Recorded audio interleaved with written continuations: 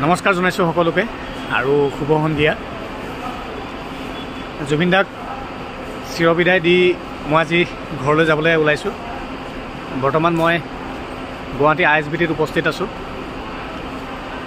দেখিছে এইফালে মই অকণমান ISBTৰ পৰিৱেশটো দেখাবলৈ বিচাৰিম এটা কাৰণেই, কাৰণ অন্য দিনাখনি আপোনালোকে জানে সকলো ISBTৰ পৰিৱেশ লোকে লোকাৰণ্য হৈ থাকে।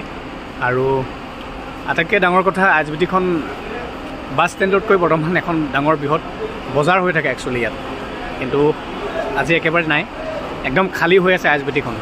আহি পাইছোঁহি এতিয়া, মোৰ ছুপাৰখন 7টা বজাত আছে। মই অকণমান ISBTৰ পৰিৱেশটো দেখাই দিছোঁ।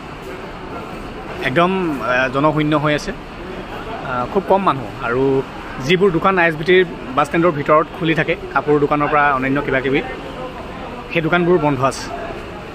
ভাল লাগিছে, আমাৰ মৰমৰ প্ৰাণৰ শিল্পী জুবিন দাৰ বাবে সকলোৱে সেইখিনি কৰি আছে, সেইটো ভাল লাগিছে। অকণমান দেখাইছোঁ মই ISBTৰ পৰিৱেশটো। চাওক, বেছিভাগ দোকান বন্ধ আৰু ISBT পূৰা শূন্য। য'ত নেকি ISBTৰ মানুহে ভৰি থাকে, লোকে লোকাৰণ্য হৈ থাকে ISBTখন, কাৰণ সকলোৱে বাছ নিজৰ নিজৰ গন্তব্য স্থানলৈ যাবলৈ আহে। ইয়াতে গাড়ীবোৰ আছে, কিন্তু গাড়ী ছুপাৰবোৰ চলি আছে, খালী মানুহ নাই ইয়াত। এইফালে এবাৰ দেখাইছোঁ, দেখিছে একেবাৰে কম মানুহ। 2-এখন দোকান খুলিছে, জাষ্ট আজি খুলিছে বুলি কৈছে, তাকো এখনে খুলিছে। বাৰু যে কি নহওক, পুনৰবাৰ এটা কথাই কৈ যাম গুৱাহাটীৰ পৰা যোৱাৰ আগে আগে, যে জুবিন দাৰ মৃত্যুৰ ৰহস্য ফাদিল হ'ব লাগে আৰু দুখীয়া উচিত শাস্তি পাব লাগে। জুবিন দাৰ আত্মাই চিৰশান্তি লাভ কৰক। কি ক'ব বৰ্তমান পৰিস্থিতিৰ ওপৰত?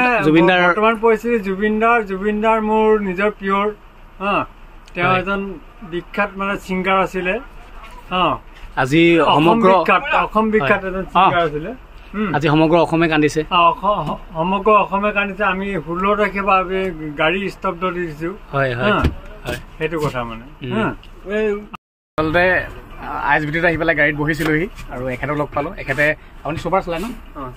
এইফালে গাড়ী চলায়, আৰু এখেতলোকেও 16 তাৰিখৰ পৰা হাৰি আছোঁ বুলি কৈছে জুবিন দাৰ কাৰণে। তো ভাল লাগিছে। আৰু ISBTত আৰু কেইবাজন ব্যক্তিয়ে মোক ওচৰত আহি পেলাই মোৰ লগত কথা পাতিছে, মাতিছে, খুব ভাল লাগিলে। আৰু এখেতৰ কথাখিনিতো শুনিলেই, একেলোকেও মনে প্ৰাণে ভাল পাইছে। সোণাপুৰ উঠিব, হয়,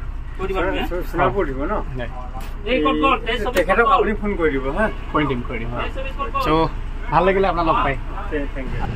ISBT আহি পোৱাৰ লগে লগে কেইবাজনো ব্যক্তি মোৰ ওচৰলৈ আহি মোক এষাৰ মাত দিলে। আচলতে তেওঁলোকে গম পাইছে মই জুবিন দাৰ ওচৰলৈ অহাৰ কথা। ভাল লাগিল। বাৰু যে কি নহওক, শেষ মুহূৰ্তত অতি দুখ মনেৰে এটা কথাই ক'ম, এইটো জনমলৈ বিদায় জুবিন দা। আশীৰ্বাদ কৰিব আমাক সদায়।